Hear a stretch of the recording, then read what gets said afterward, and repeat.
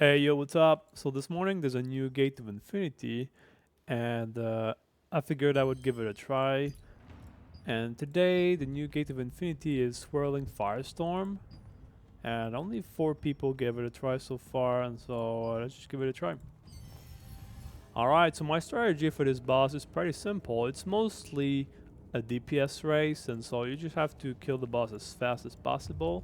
The only thing is that you have to be aware of a few mechanics that can stun you or can do a lot of damage. And so because of that, I think it's probably best to stay close to the boss.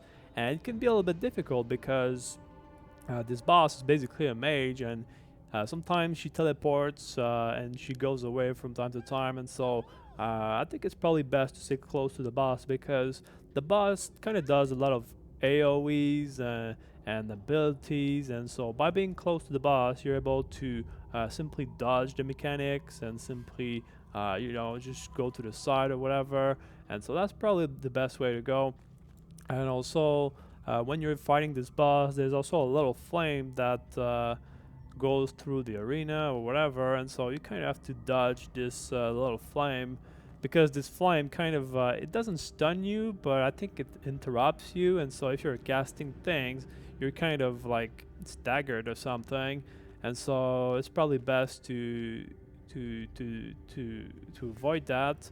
And so one AoE that you might want to dodge is that sometimes the boss does a big AoE, and so when the boss does this AoE, you kind of see a big fireball above her head, and so when she does that, she's basically casting a big AoE that will basically like fill the entire arena, and so you have to go into the slice of the arena where there's no fire or whatever, and so I mean, in my case, I'm pretty geared, so I don't have to deal with this mechanic so much because, yes, it does a big AoE and it does big damage, but I also have Vampire Contract where I'm able to out heal this AoE, and so it's probably best to avoid it, but you can out heal it if you're playing one staff.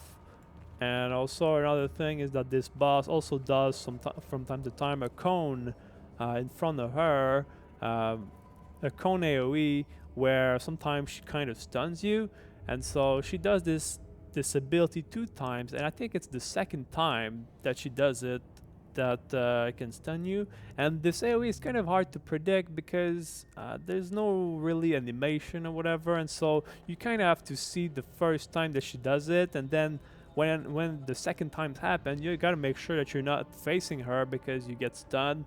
And so that's kind of how I see it, and so that's why it's probably best to stay close to the boss. And then you obviously have to block a few attacks, and so she does many fury attacks, and so because of that, you have to block these attacks. And overall, it's quite simple, but there's a lot of small mechanics to be aware of.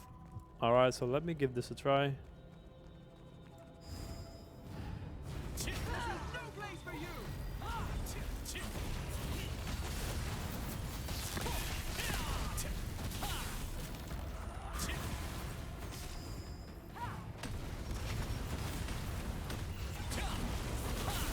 That's the big AoE.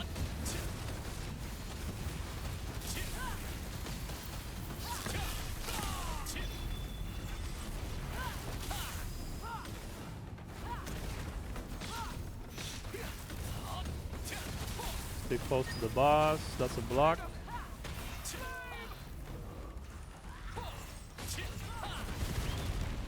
Okay, dodge the second one.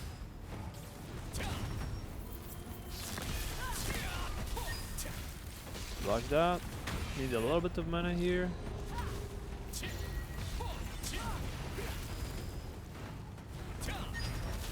It's a block.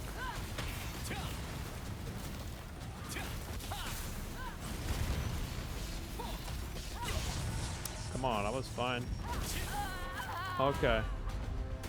1 minute 7. That was not that bad, but at the end, I think I messed up the stun here, and so the when she does the cone 2 times, and the first time it's fine, but the second one actually stuns, and so at the end, I kind of messed up the the second cone, and so I got stunned, but I guess the boss was kind of dead anyway.